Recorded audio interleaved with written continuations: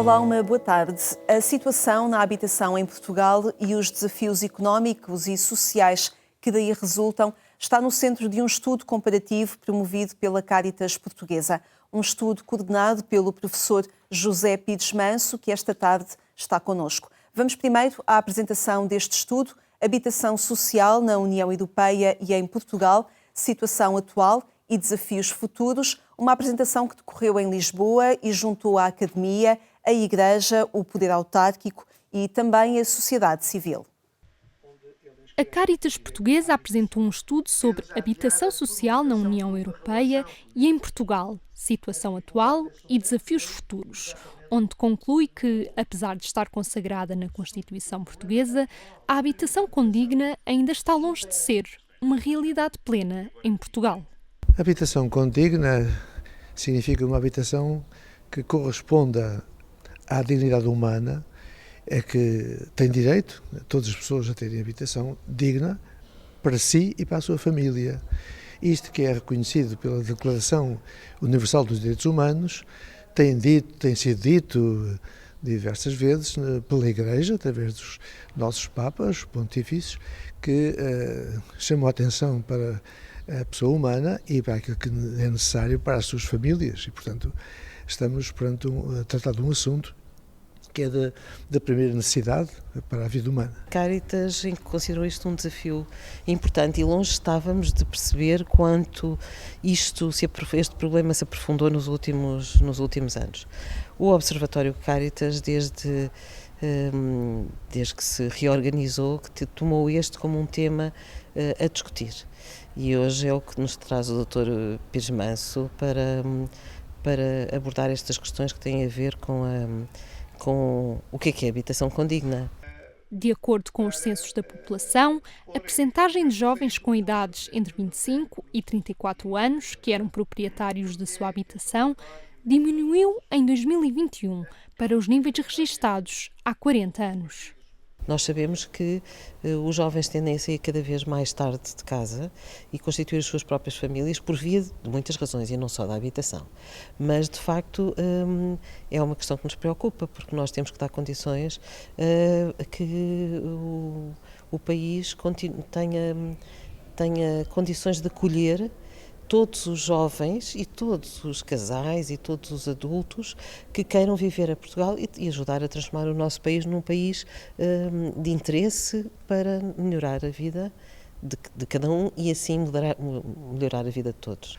Penso que este momento em que estamos a viver será o momento mais complicado que, depois dessa altura, dos mais complicados em termos de habitação. E, portanto, eu espero que esta crise que nos últimos anos tem vindo a acentuar tenha a melhor resposta dos organismos do Estado. A Cáritas Portuguesa fará a sua parte, no sentido de corresponder na ajuda às pessoas, mas há questões estruturais que tem que ser o Estado a resolver, obviamente. O documento realça também que o número de pessoas em situação de sem-abrigo tem aumentado dramaticamente nos últimos anos e o acesso à habitação condiciona muitas dimensões da vida de cada família. Habitação social na União Europeia e em Portugal, situação atual e desafios futuros, um estudo realizado pelo Observatório da Pobreza e da Fraternidade da Cáritas Portuguesa, coordenado pelo professor José Pires Manso, nosso convidado esta tarde. Muitíssimo obrigada por estar no programa Eclésia. Professor, quando falamos de problemas habitacionais, não estamos a falar apenas de não ter um teto. Eu pergunto-lhe que capilaridade é que este problema da habitação representa e que consequências é que ganha na realidade portuguesa? O problema da habitação, efetivamente, é um problema grave e que mexe com praticamente tudo. Habitação em geral, se falamos em habitação social, também nós, quando eu estudava Economia, nós chamávamos a habitação e à construção, o setor da construção, o barómetro da atividade económica. Efetivamente, se a atividade económica se a construção está animada, efetivamente, a atividade económica também vai. A construção de novas casas. Claro. Se falarmos em termos de habitação social, os problemas são efetivamente mais graves. Há muitos sem-abrigo, que têm que dormir debaixo dos cartões, nas tendas, etc., em todos os lados, às portas das lojas, das casas, nas praças, no terreno de passo e por aí fora. E parece que até internacionalmente, e em Portugal, este fenómeno está a crescer. E o que significa que a sociedade está, nomeadamente, a adquirir cada vez mais custos com a resolução acarretados por estes problemas. Porque isto tem custos de todo o tipo, custos nomeadamente económicos para a atividade, para o Estado, que financia os serviços de saúde, psiquiátricos, etc. E que, consequências na saúde mental, por exemplo. Um dos problemas mais graves, efetivamente, é o problema da habitação. Porque as pessoas estão em condições péssimas para aguentarem o frio e o calor, o frio de inverno e o calor de verão. Portanto, falamos também da forma como as casas são construídas. Não é apenas ter um teto, mas falamos da qualidade das infraestruturas, da capacidade de aquecimento, sim, ou não? Exatamente. O estudo vai versar, inicialmente vai comparar os dados da Eurostat recentes, vai comparar a situação em toda a Europa para ficarmos com uma ideia como é que se situa Portugal nesse âmbito. E não só vamos ver a questão dos preços de venda e de arrendamento, como vamos ver outros aspectos, nomeadamente a questão do impacto ambiental da habitação. E a esse nível, por exemplo, comparando-nos com a Europa, nós temos até uma situação muito mais favorável que a Europa, porque como nós temos um clima relativamente moderado, não gastamos grande dinheiro em termos de aquecimento ou isolamento, ou arrefecimento no verão. Por exemplo, vamos apresentar, o livro consta um gráfico em que mostra que os valores europeus são para aí 4 ou 5 vezes mais que os valores portugueses em termos de quilos por habitante, quilos CO2 por habitante. Sim, sim. Vamos também falar na eficiência energética na habitação. Nós temos, efetivamente, há muita gente que tem casa, mas às vezes é quase uma ofensa chamar a casa àquilo, porque efetivamente não têm condições de isolamento nem para o frio nem para o calor. Outras estão cheias, têm buracos no telhado, têm fendas, algumas não têm casas de banho, outras não têm sanitas, portanto há situações de todo o tipo. Depois também vamos falar na questão da pobreza infantil relacionada com a habitação. Portanto é um problema extremamente grave. Que toca vários âmbitos da sociedade. Claro, quem não tem condições, efetivamente, para alojar condignamente as crianças, isso faz refletir no seu sucesso educativo, no relacionamento com o próximo, etc.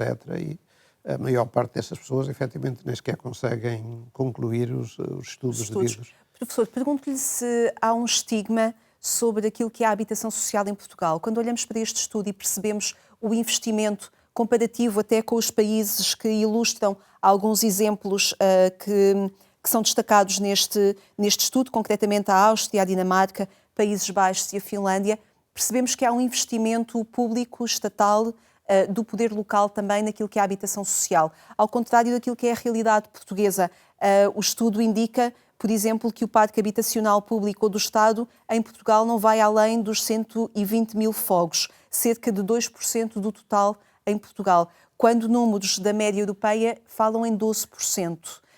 Estamos um bocadinho a correr atrás do prejuízo em relação àquilo que à solução que a habitação social pode representar? Sim, sem dúvida. Nós deixamos de investir efetivamente na habitação social, portanto é um problema. Há investimento na habitação, que parou muito na altura da crise do subprime, da crise precisamente provocada pelas hipotecas, e que se generalizou depois à crise de 2007 a 2008, e nós cá continuamos mais algum tempo. E só agora é que se retomou, efetivamente. Neste momento há um grande ritmo de construção, nomeadamente onde eu tenho aqui um apartamento na Alta de Lisboa, está com um ritmo de construção enorme. Mas é construção, sobretudo para vender, com preços livres, portanto, e que neste momento é altamente rentável porque os preços sobem muito acima, inclusivamente da própria Europa. Mas é necessário continuar a construir quando notícias apontam que há muitas casas devolutas ou não habitadas que poderiam vir a solucionar o problema da habitação em Portugal? Sim, exatamente. O contributo dessas casas recuperadas, casas, mas não só, há muitas instituições, até seminários. Por exemplo, no Fundão tem um seminário que estava desalojado, onde agora estão a colocar Estudantes. Imigrantes que residem ali. E há por aí muitas, essa é uma das hipóteses que se trata também no estudo, que é o apoio à recuperação deste tipo de edifícios que estavam devolutos. Alguns não tinham condições, outros tinham condições, simplesmente não estão a ser utilizados. Portanto, efetivamente é uma boa solução recuperá-los e isso poderia evitar que se continuasse a crescer maciçamente em casas novas, deixando, por exemplo, os centros históricos das cidades praticamente a cair, como vemos. Investiu-se bastante através do programa Pólias nos centros históricos, mas vamos aos centros históricos e não vemos praticamente gente. Isso significa que as pessoas se deslocaram, mas as casas estão lá. Em alguns casos, felizmente, estão a ser aproveitadas, nomeadamente para os estudantes, para o alojamento de estudantes. O estudo aponta, preconiza resoluções em especial para 3 públicos: os jovens, as crianças, como aqui já falou, a população em situação de sem-abrigo e também a terceira idade. Há caminhos possíveis para resolver o problema da habitação, concretamente para estes públicos? Eu penso que há condições. A ideia deste estudo, efetivamente, é dinamizar a discussão e tentar arranjar soluções. Para isso, se convidaram várias personalidades que vão colaborar na discussão. É evidente que é fundamental o investimento público. Sem investimento, efetivamente, não se vai a lado nenhum. Toda a sociedade civil pode dar alguns contributos, mas é indispensável o apoio público. E é isso que se passa nos outros países, nomeadamente os 4 países que referiu, que nós tivemos o cuidado de desenvolver mais em pormenor aquilo que eles fazem. Há processos, por exemplo, como o da Áustria, que já começou na Primeira Guerra Mundial. E, portanto, é um processo que continua. E, em todos os casos, vimos, por exemplo, que o peso da habitação pública é significativa nesta área social. Mas também há, efetivamente, hipótese para o setor privado investir. Pode-se, por exemplo, adotar uma solução, como existe em alguns destes países, em que há uma construção, uma parte vai para a venda livre, outra parte vai, por exemplo, para a habitação social. Há países também que têm associações que dinamizam, sem fins lucrativos, que dinamizam um parque habitacional. Falam também em soluções, por exemplo, de controle de juros e falam também na possibilidade, acontece também noutros países, o apoio direto a famílias mais carenciadas. Mas aquilo que percebemos é que estes apoios muitas vezes não são suficientes. Claro. Essa questão do apoio direto, efetivamente, resulta sobretudo de uma experiência no Canadá, em que fizeram uma experiência em que distribuem aos, nomeadamente aos sem-abrigos, um determinado montante que eles gerem livremente.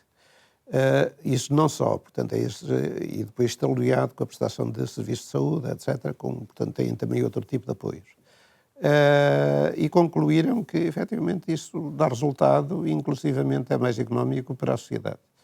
Como referiu. Portanto, é uma experiência interessante que pode ser replicada, penso eu, em muitos outros países. E como referiu, estas soluções passam por um acordo e por um diálogo entre diferentes partes na procura de soluções concertadas no Estado, no poder local, no poder central, no Estado, por exemplo, mas também da Igreja, na academia, claro. E a sociedade civil. Sim, é indispensável.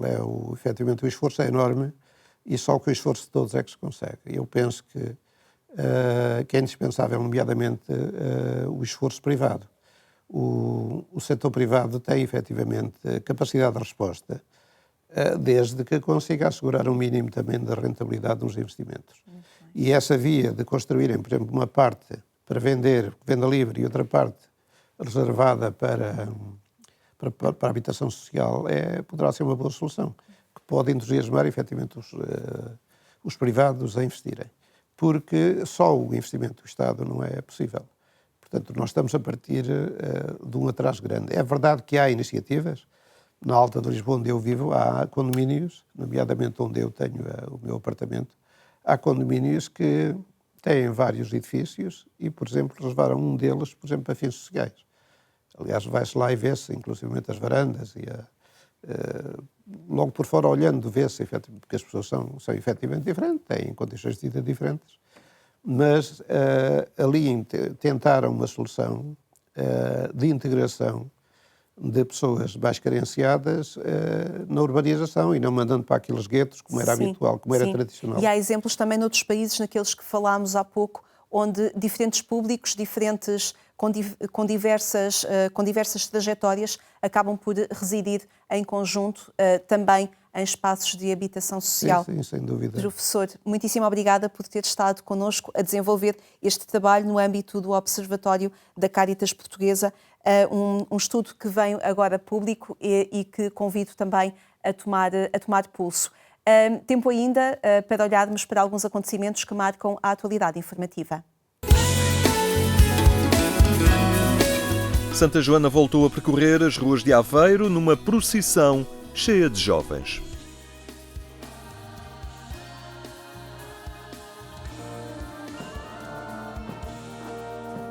A padroeira da cidade de Aveiro e da Diocese voltou a percorrer as ruas da cidade para maior proximidade aos que lhe são devotos e como homenagem a esta figura a quem todos chamam Santa.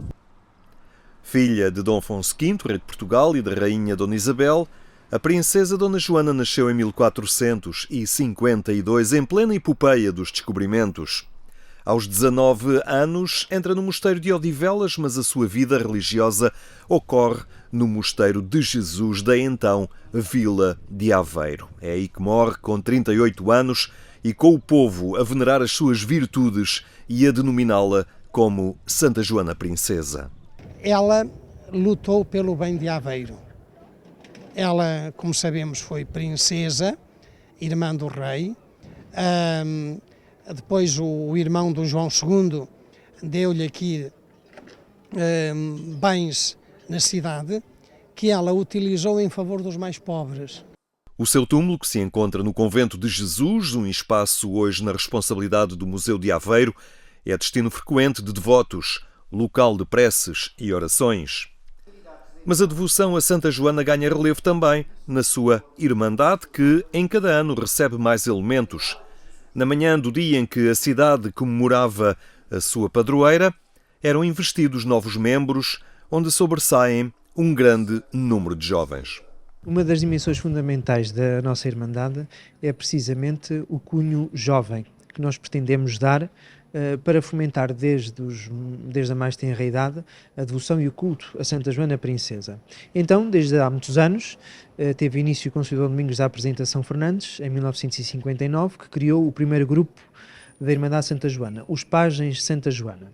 Os trajes remetem para alguns séculos atrás, mas o espírito que anima estes jovens e adultos, na sua decisão, está alinhado com os valores, sempre atuais, da proposta cristã. É uma caminhada, digamos assim, um pouco invulgar no âmbito eclesial, mas que nós valorizamos sempre, todos os anos, com estas investiduras, sempre em 12 de maio, que pretendem dizer duas coisas. Por um lado, que seguir Santa Joana é possível. E depois, por outro lado, também que imitar Santa Joana também o é. O dia de Santa Joana começava com uma Eucaristia na Catedral e desta vez com a presença do Núncio Apostólico em Portugal. Ao concluir o ano jubilar, devemos alegrar-nos profundamente, agradecer a Deus por tudo o que realizou nesta igreja que, enquanto mãe de todas as igrejas da Diocese, representa todas as igrejas paroquiais. Pedimos que, pela intercessão de Nossa Senhora da Misericórdia e de Santa Joana Princesa, todos os membros desta comunidade diocesana de Aveiro saibam cumprir a missão que Jesus deu aos apóstolos antes de subir ao céu. Ser suas testemunhas até aos confins da terra. Ivo Scapolo presidiu esta Eucaristia que terminava junto ao túmulo de Santa Joana, onde nesta ocasião se entoa o hino da padroeira de Aveiro e da Diocese. A presença do Sr. Núncio Apostólico é também um pouco para darmos um certo vigor à causa da canonização.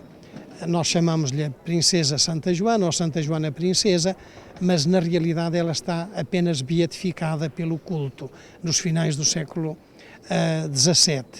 A procissão de Santa Joana envolve um elevado número de jovens que integram a Irmandade e asseguram a tradição. Neste momento faz 21 anos que faço parte da procissão de Santa Joana. Inicialmente os meus pais é que me puxaram para a procissão e como cada ano são mais ou menos 2 anos em cada escalão da procissão, depois cheguei ao fim da minha carreira enquanto figura da procissão. As joaninhas são as representações mais jovens de Santa Joana e os dominguinhos fazem o mesmo em relação a São Domingos, o fundador da Ordem Dominicana.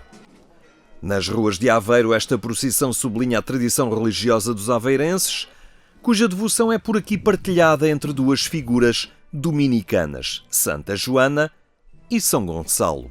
Para mim, antigamente tinha mais rigor, porque lembro-me de ver o governador civil, na altura do governador, o presidente da Câmara, todos sempre vestidos com smoking, os juízes com a toga, quer dizer, as altas individualidades das três Forças Armadas, e era uma procissão com muito respeito. Aos conventos de Aveiro e à vida religiosa parece estar também relacionada uma iguaria gastronómica típica desta cidade. Até há quem diga, e penso que é verdade, que os ovos moles vêm de facto do tempo dela, que gastavam. Havia muitas, como aqui até há aqui um chamado verde milho, que havia muito milho, havia muitas galinhas e muita passarada, pronto, patos, e eles usavam as claras para fazerem a coisa da roupa, passarem a roupa das freiras, dos padres, pronto, do seminário daqui. E sobravam as gemas. E sobravam as gemas e começaram a fazer. Foi na altura que havia essa chamada tuberculose, aquela coisa que havia miséria, não é? E começaram a fazer uns batidos, umas gemadas, e aquilo começou a fortalecer, e começaram daí a fazer os ovos moles, que é o que hoje é o equilíbrio aqui da cidade de Aveiro. Um cortejo de fé que é também uma proposta catequética para os muitos turistas que não ficam indiferentes a este ato religioso. Este e outros acontecimentos da atualidade religiosa passam pelo endereço agência.eclesia.pt. Esperamos lá por si. Obrigada por ter estado connosco. Até amanhã, se Deus quiser.